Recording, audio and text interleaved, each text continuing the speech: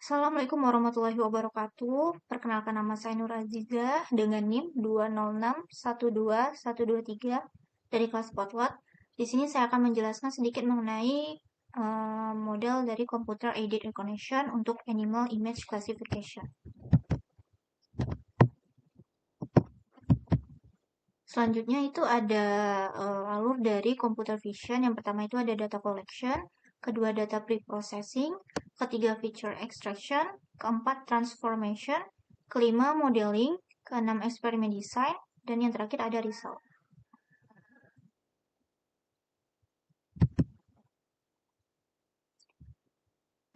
Latar belakang dan juga rumusan masalah pada presentasi kali ini yaitu Computer Aided Recognition merupakan pengenalan dengan bantuan komputer. Komputer ini menjadi fasilitator dalam mengenali objek dan juga membuat klasifikasi. Serta pertanyaan yang nantinya akan dijawab pada presentasi kali ini yaitu, bagaimana solusi Anda dalam membangun Computer Aided Recognition? Nah, di sini ada data collection. Data collectionnya ini 2.800 train image untuk 4 jenis hewan dan ada 729 test image untuk 4 jenis hewan. 4 jenis hewan yang digunakan di dalam dataset ini yaitu ada kuda, kucing, anjing, dan juga rusa. Selanjutnya untuk data preprocessing-nya itu berupa image augmentation atau augmentasi gambar, image data generator atau image data gen, dan juga training dan validation. Di sini saya akan mencoba sedikit menginterpretasikan bagaimana modelnya. Ini dari Kaggle, itu untuk scale-nya itu 1:255 dan juga rotation range-nya itu 20. Ada width shift range-nya itu 0,2 dan height shift range-nya itu 0,2.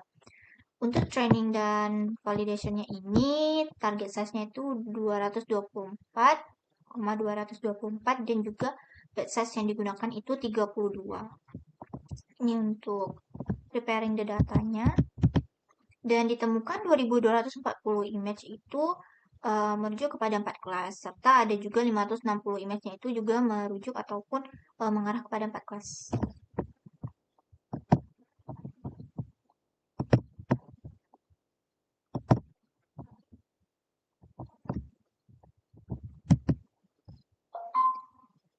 Ini sebelumnya saya mencoba membangun modelnya ataupun runningnya itu di Google Colab. Terlihat sama untuk di Kaggle juga. Dan untuk modelingnya ini menggunakan arsitektur CNN atau Convolutional Neural Network. Jadi CNN ini merupakan salah satu jenis neural network yang biasa digunakan pada data image. Dan CNN ini juga biasa digunakan untuk pendeteksi dan juga mengenali objek pada sebuah image. Jadi CNN ini terdiri dari neuron yang memiliki weight, bias, dan juga activation function. Dan convolutional layer ini terdiri dari neuron yang tersusun sedemikian rupa sehingga membentuk sebuah filter dengan panjang dan juga tinggi yang dinamakan pixels.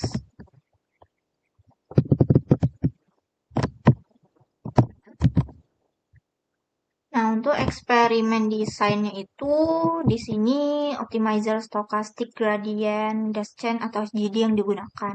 Serta untuk epochnya sendiri itu 20 dan batch size-nya itu sebesar 32. Dan metric evaluation yang digunakan ialah akurasi, di mana metric evaluation ini merupakan yang paling sederhana. Dan bagaimana menghitungnya itu dengan rasio jumlah prediksi yang benar dan juga jumlah total prediksi yang dibuat untuk himpunan data. Jadi metrik evaluasi ini digunakan untuk mengukur kualitas model. Jika kita membangun sebuah model, maka diperlukan metric evaluation ini untuk mengetahui seberapa benarnya ataupun seberapa baiknya prediksi hasil yang akan kita harapkan itu. Nah, di sini saya akan menampilkan leaderboard ataupun peringkat saya pada competition dari Kaggle ini. Nah, di sini saya 104 untuk peringkatnya dengan akurasinya itu pada percobaan pertama 0,96433.